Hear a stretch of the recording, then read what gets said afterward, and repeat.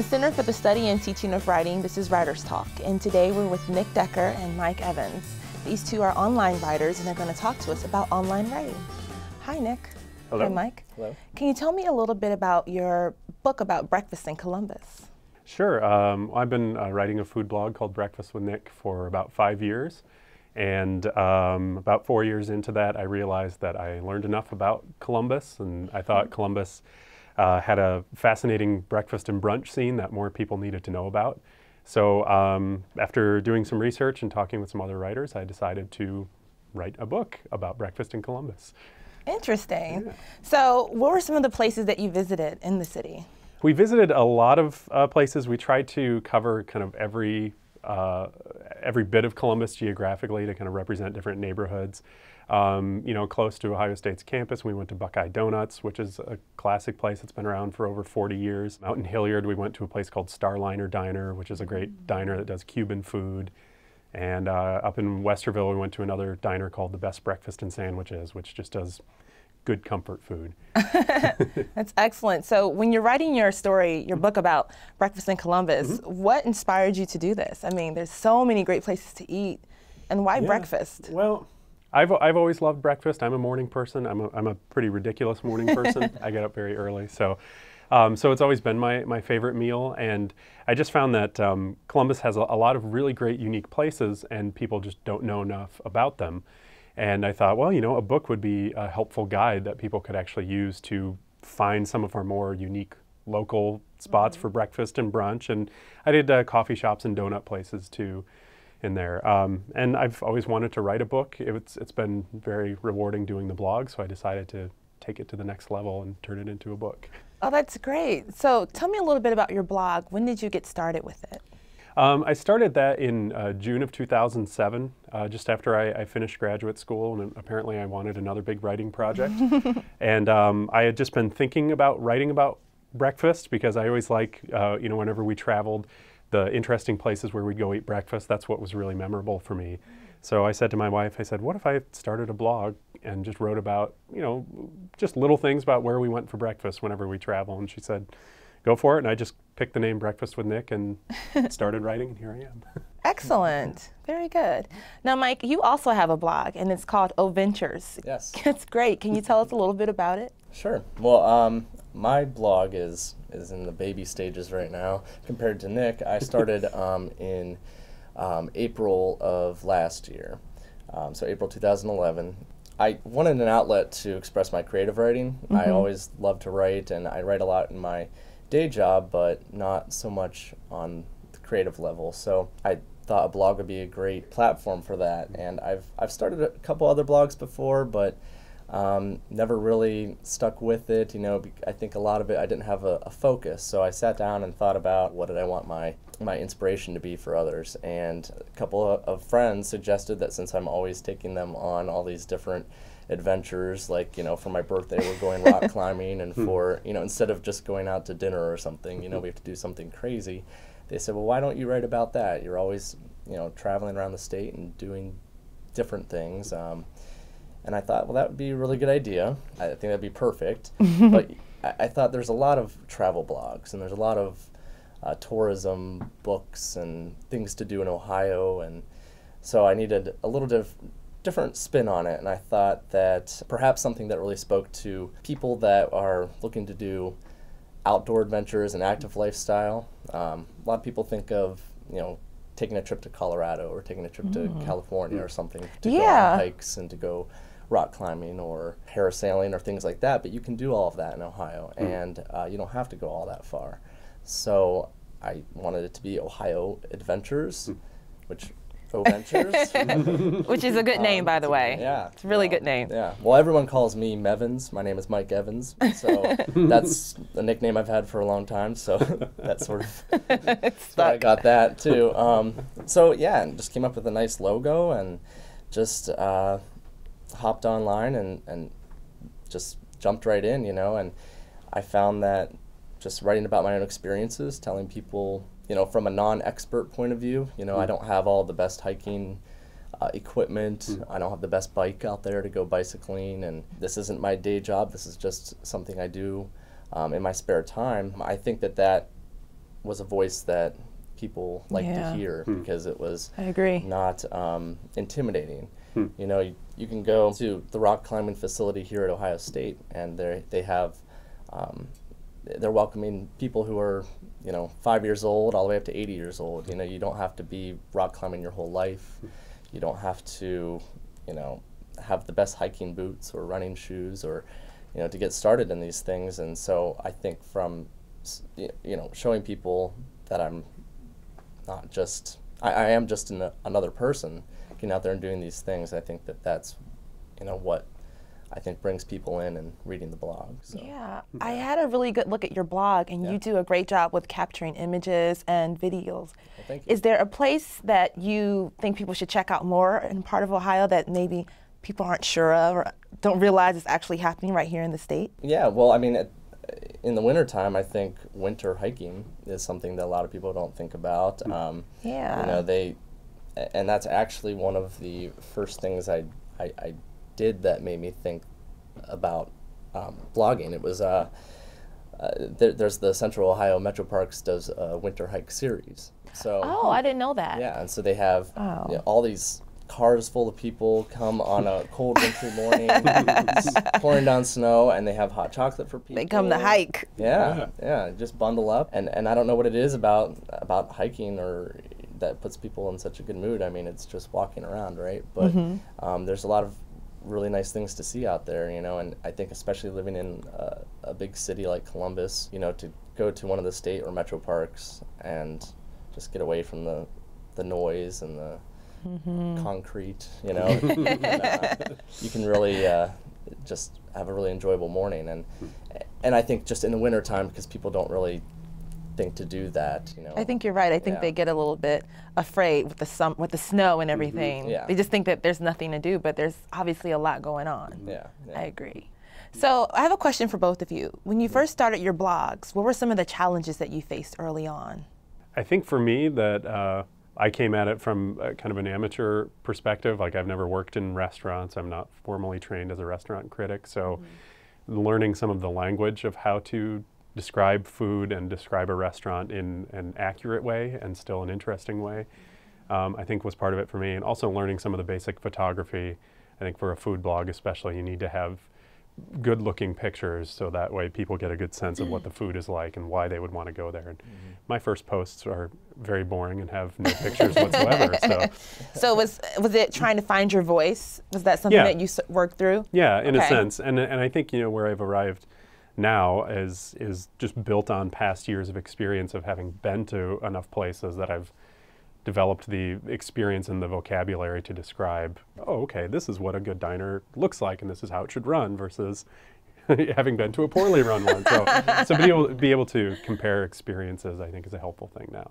Great. A couple things I think for me were challenging. I think first was just finding the focus, which I had talked about before. You know, you can't be all over the place, but you still need to have, you know, a little bit of leeway. I mean, again, my blog is focusing on outdoor adventure and active lifestyle in Ohio, but you know, I've written about a couple restaurants here and there too that I think are adventurous restaurants in Ohio. So yeah, finding the focus and not being too wordy, as I tend to be, you know, given my responses already, I think. But that's okay. I think you're doing fine. And I saw that you were in Akron at the Crave restaurant. Yes. I was reading your that's a really great restaurant. Looked very delish. So yeah, that place is awesome. And I think the other thing was just determining, you know, when you're going to write and what you're going to write about. You know, at the beginning I would write down, okay, on Mondays I'm going to do this, and on Thursdays I'm going to do this, and I read out there about how, you know, that could be helpful because people will look forward to certain posts on Mondays, and you know, there's going to be a post about hiking on Thursdays and things like that. But I also came to find that you can't really force it, and you got to just sort of write what you're feeling, and you can't be too structured. Or else people can tell and people know that it's not as genuine. So it's hiking Tuesdays, it's bowling Thursdays. So none of that anymore. There used to be themes every week, and it just, you know, I found myself little too stressed trying to keep up with that. Yeah. And you don't want that. You don't want your readers to show in your writing. It's funny because I write about telling people to go out and do things, and yet there I am at a computer typing and stuff on the internet. So it's sort of a... But you do a great job at capturing it on the blog. So my question to both of you is, what's next? With your blogs, are you guys planning to do more books? For you, Nick? Yeah, that's the thought. Is I'm going to continue writing the blog because there's still a lot for me to write about just in Columbus, not even where we travel. But we titled the book the way we did, Breakfast with Nick Columbus, so that we could potentially do Breakfast with Nick Cleveland or Cincinnati or Pittsburgh. Or I've thought about writing about Western Michigan, where I grew up. So that's where I learned to love breakfast. There's a lot of good places there. Who knew they had good breakfast food in Michigan? Oh, they do. They do. Michigan's not all bad. No, it's not. It's not all bad. That's great. So what about you, Mike? What's up next? Taking a little page out of Nick's book, not this book, but I would like to eventually, transform my blog into a book. I think that's that, a good idea. again, there are a lot of tourism books out there, but I think that there is a different audience that I speak to, and just a different vision that I have for it, that I think it would really, really do well out there. And I've always wanted to write a book as well, so I might have to talk with him about how to get that ball rolling, but definitely more. I need to focus on more content first over the next year or so, and I've been writing with the Ohio Division of Tourism now.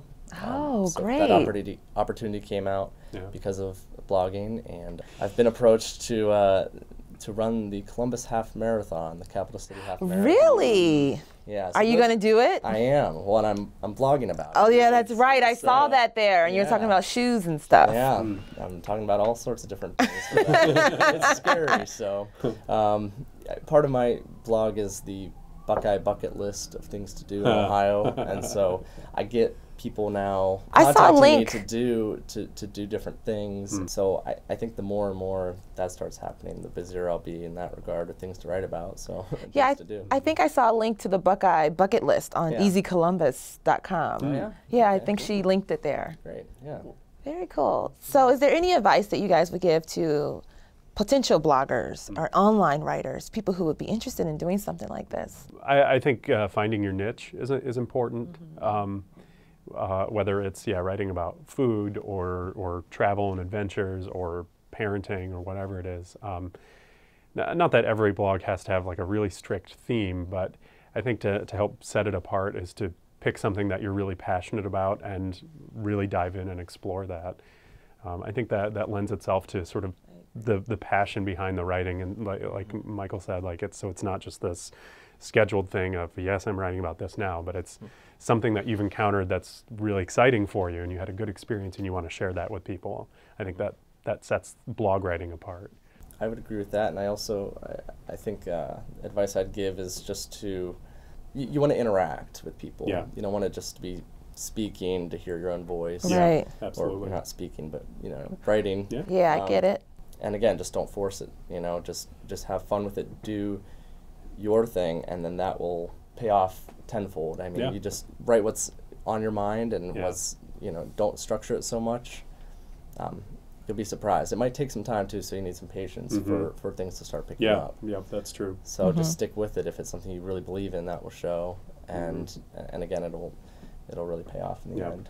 Yeah, I think kind of like he was saying, like honesty and consistency are the things. So you're honest about whatever your experience was, and you're consistent in your opinions. So like it showed up for me about writing about places is being honest and being consistent and saying these are the things that I like, and if a restaurant didn't live up to that, then I have to tell people that. If I just said everything is great and you should all go there, it waters it down and it doesn't make those experiences unique or helpful to your reader. Right. Authenticity. Yeah, definitely. Yep. I also think people's attention spans might be, I guess in this fast-paced world, they don't want to read long articles, which I do have on there, but I also break it up with some shorter, maybe top 10 lists or clever that's a good idea. Tips That's a very good that are idea. just broken down a little, so they're a little easier reads. Okay, can you tell me a little bit about your experiences here as a student? I know you both are alums. I actually went to grad school here, so I did a master's and PhD here at Ohio State. I wrote about theater history and dramatic literature. So just the practice of writing really helped, and the discipline of writing certainly helped.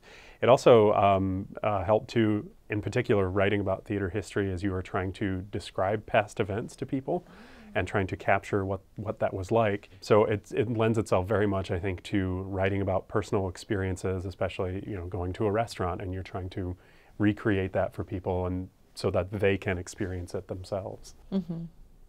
Yeah, I was a student in the School of Communications here. I had a public affairs journalism degree. So obviously I took a lot of journalism classes that helped out a lot with that, and wrote for the Lantern for a couple quarters and also contributed for other quarters that I wasn't actually on the Lantern staff. So that all helped. I mean, journalism classes it's basically what I'm doing here are basically just opinion articles on my website. Right. So opinion writing and things of that nature. I was a teaching assistant here as well in undergrad. Oh, really? Undergrad, yeah, for news writing, or news editing and reporting. It was a while ago, so so that helped, and also a magazine writing class with Nicole Kraft. That was a very helpful course. Yeah. Yep. Yeah, and she was really good at getting us to really think outside the box, and again, she's very good. Yeah, she was great. Like you have to find that like very specific thing that you're writing about that sets it aside from all the other things out there. And I always try to remember that when writing my posts. So my next question is, when did you start considering yourself writers? Do you introduce yourselves as writers? Do you think of yourself as a writer? Well, I think everyone can be a writer. Yeah. Everyone is a writer. Yep. But do I introduce myself as one? Sometimes, yeah, I do. I say I write for my blog, OHventures. I'm a writer, and I like that word better than blogger. It's a little more versatile. Yeah. But I'm a blogger. So I've always considered myself a writer ever since I was in kindergarten, before I could even really write. So I've always wanted to do it. I've always loved to do it, and so I've always called myself that personally. But What about you? I think it was a couple years in. I wouldn't introduce myself as like, hi, I'm Nick, and yeah, I write a blog about breakfast. But a couple years in, especially when I started doing a little bit of magazine writing, I got to write for a couple other guest blogs. When it was more of an expanded thing and not just like, hi, I'm writing a personal blog, but hi, I'm Nick and I do this for a living, but I write this food blog called Breakfast with Nick, and I'm the author of this book. So, but I mean, yeah, having done a lot of writing all through school, I've considered myself a writer, yeah, for a very long time. Yeah. You're always writing, so. So if we want to find a little bit more about your book and about your blogs, where can we find out that information? My website is just breakfastwithnick.com, and that has information. That's the blog, and then that has a page all about the book as well. Excellent. And you can find my blog at www.oventures.blogspot.com. Well, thank you guys. Thank you. Okay. Look forward to seeing what happens. And again, the book, can we see it? Yeah. It's Breakfast with Nick, and Mike's blog is OHventures.